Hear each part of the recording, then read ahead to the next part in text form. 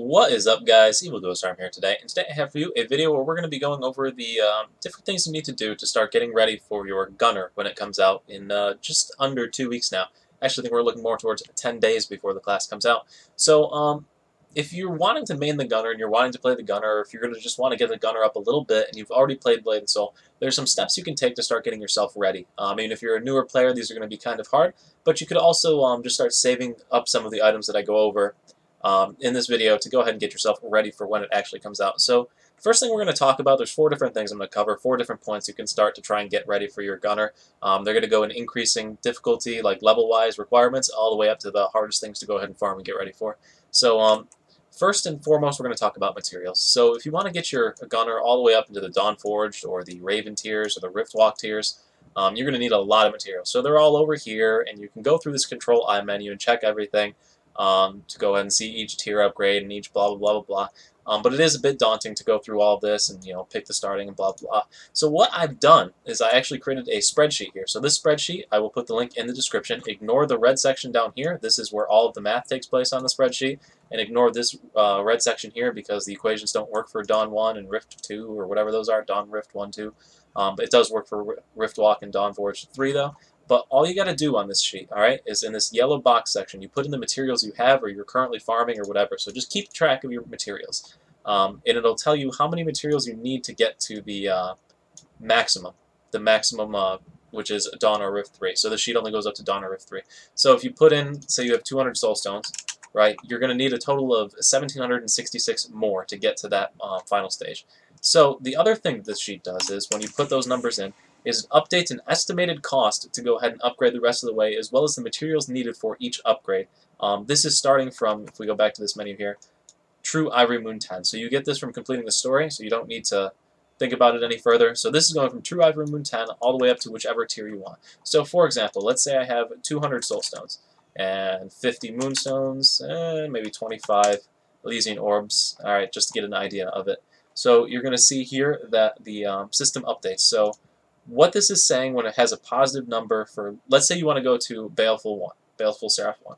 It says 110 soul stones. That means you have 110 more soul stones than you need. You have 25 more moonstones than you need, 25 more Elysian orbs than you need. You don't have enough Naryu tablets. You need 5 more. That's why it's denoted with a little negative sign. If I zoom in on it, I don't know if you're actually going to be able to see it because it's got the webcam there. So I'll start that over anyway. You have 110 soul stones, so you have too many, you're good on that. You have enough moonstones, you have enough Elysian orbs.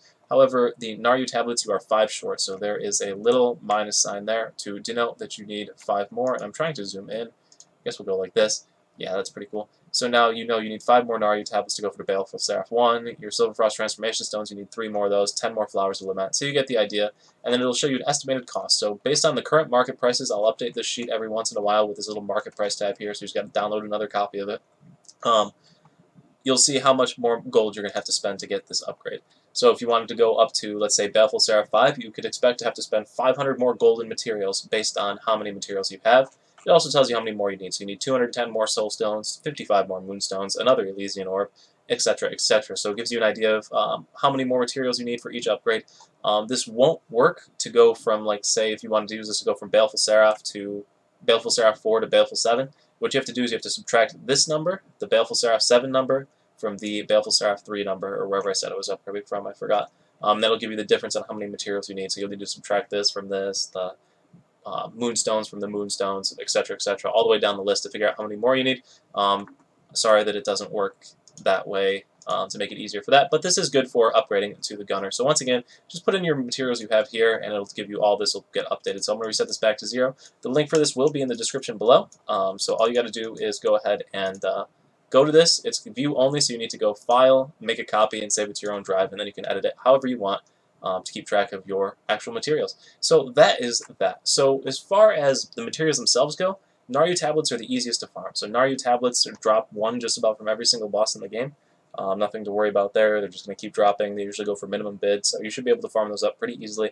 Next easiest to farm is going to be soul stones. You can pick those up from the SSP if you're on the Cerulean Order. If not, it's going to be pretty hard on the NA server. I don't know how EU is, but on NA, Cerulean Order owns both of the servers, so it'll be tough to farm them. They also drop from the treasure pouches that drop from the boss fights. throughout the game, so go ahead and farm those up as well. You get it from cold storage drops 2, I think, if you put your orb in and you get the bid. So yeah, you got ways to farm them. All the dungeons drop at least 1, I think, just about, except Frozen Fang and Avalanche Den. They have a chance to drop 1, but I'm pretty sure every other dungeon drops 1 definitively. Anyway, so go ahead and farm those dungeons up. Moonstones are the same thing. You got to get those from treasure pouches. You could also do 6v6 if you're super heavily geared. Once again, I'm saying these in increasing orders of difficulty to do. So 6v6 is going to be, you got to be a top end kind of player to get those. The battleground stuff, and then also you could farm Naskin. You probably need about 700, 800 AP to go ahead and farm Naskin pretty efficiently. I can clear him in about 5 minutes on my Force Master with 860 AP, so it's not too bad. He always drops 1 Moonstone, has a chance to drop 10, so that is a sort of efficient way to to farm them. Next is the Elysian Crystals, so those drop from treasure pouches as well, probably about a 30% rate. And if you don't have the ability to get those, or if you want to try and get them a little more specifically, dungeons after Desolate Tomb have pretty good chances. Ebondrake Citadel as well. So on the play infographic, if I go P and I hit play infographic, anything above Desolate Tomb here, the Desolate Tomb here, and the Ebondrake Citadel have pretty good chances to go ahead and drop the items that you need, the Elysian Crystals from their reward chests, as well as the other materials as well, the Elusive Promises chest. And you could just run those on normal mode. They have just about the same drop rate from what I've seen. Between the 2 different modes. So those are the main materials that you need to farm. So other things we're looking at here are the Forging Orbs and Xanos Discs. So those are the 2 items to go between the 6, 7, 8, 9, 10, 11, 12 on your Baleful side, as well as in the Dawnforge Rift if you try to go over early. You need to get those items. Those items most efficiently farmed from Celestial Basin. 10,000 peaches for each orb, and 60,000 peaches for each, or 15,000 peaches for the Xano disc. Together, that's 120,000 peaches that you need to get. So you're going to be there for a while. It is going to take a while to get those. You could also run if you have a really high level character, and you can go ahead and farm Naryu Foundry, or you can farm the dungeon that drops Xanos disc. It's escaping my mind at the moment. If you're a really high level character, really high AP, you want to go for that. It is probably a bit easier just to farm those dungeons and hope for the drops on those. And also, you have to go ahead and win the bids, though, so you're not going to be saving any money on that. You're going to have to still bid for them. Other things, the Taikon skins, the Taikaran skins, which I still can't pronounce, sorry to say. If you've watched any of my other videos, you know I can't. And Flowers of Lament. So on the marketplace, both of those go under their price. So if I got Taikahan, I'm just going to type skin because I can't pronounce it or spell it. You can see they go for $4.90 right now. The price to send them between characters is 5 gold, so it's cheaper just to buy it on the market. Same thing with Flower of Lament. If I can spell flower right, that's bad. Flower of Lament. And they're going for about 2 gold, 2.5 gold. So it's still cheaper to just go ahead and buy those as well because they cost 5 gold to send between characters as well. So don't go ahead and farm those, just go ahead and buy them. Cheaper to buy than to, to send over. The other final thing that you need on these upgrades, besides the legendary elements, which you have to buy off of the store, they're 20 gold no matter what, are these Imperium Spirit Charms. So these Imperium Spirit Charms, they are probably going to drop in price after the update. So you're going to be able to craft more of these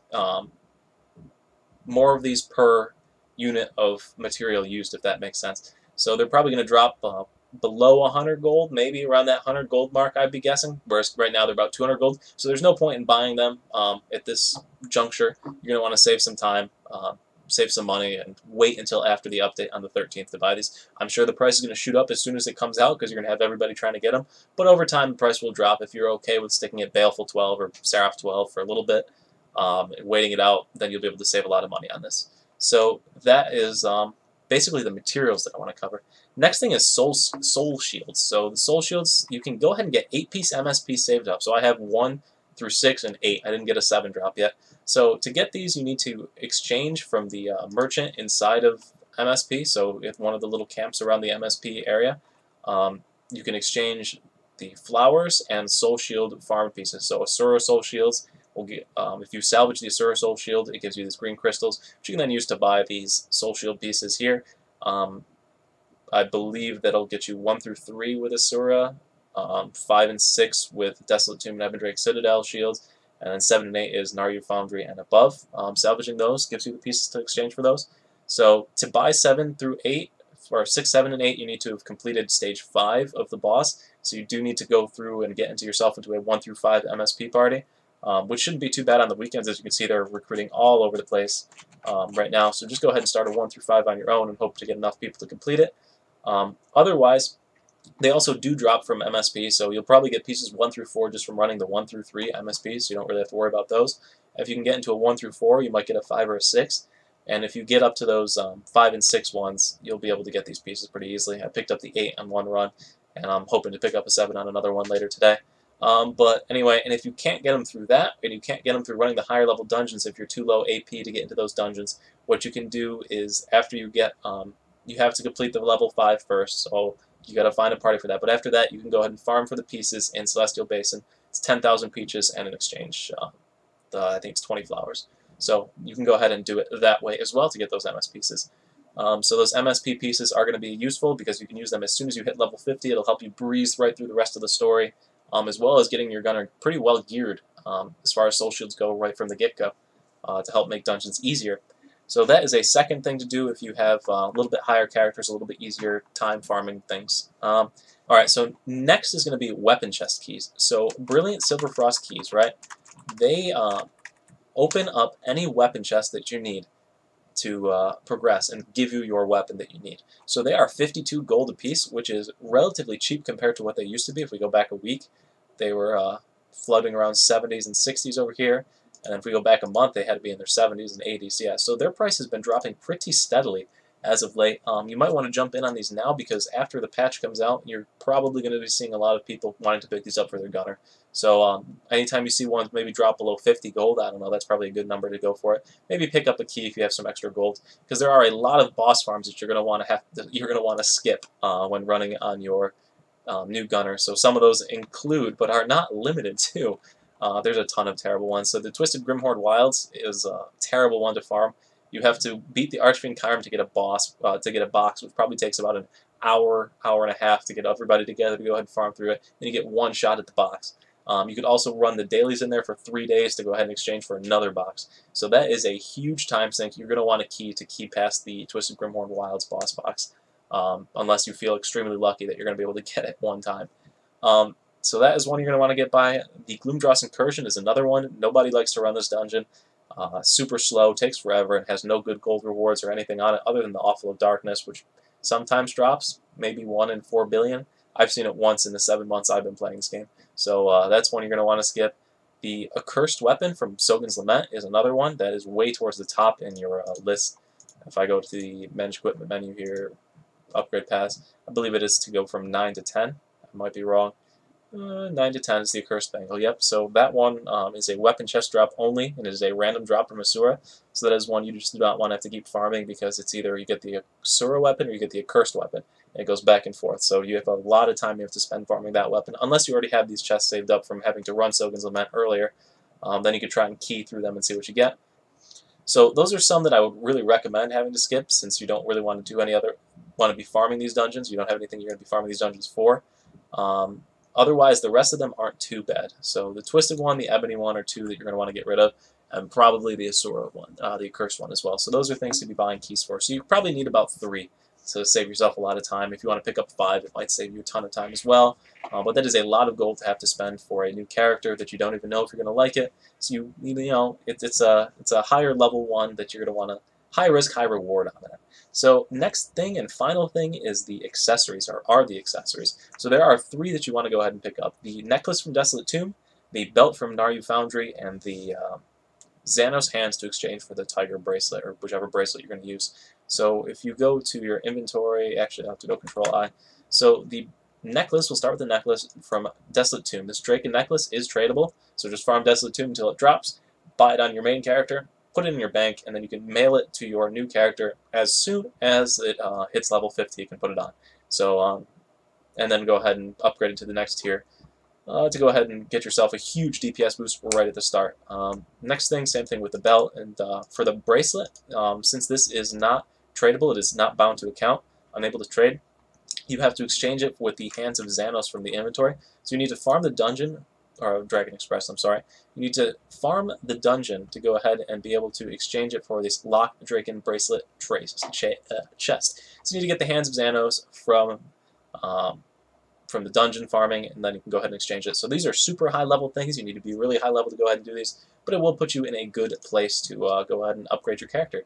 So that is basically it, guys. That is how you're going to want to start getting your character together. I know this is a longer video, but it will definitely help you with gearing a new character, just in general, any new character that you're getting, as well as when this gunner comes out to help you be prepared for it. So anyway, guys, hope you found it useful. If you did, please let me know with a like. I've got a lot of great stuff on the channel, so make sure to check it out. Thanks for watching, guys. Peace.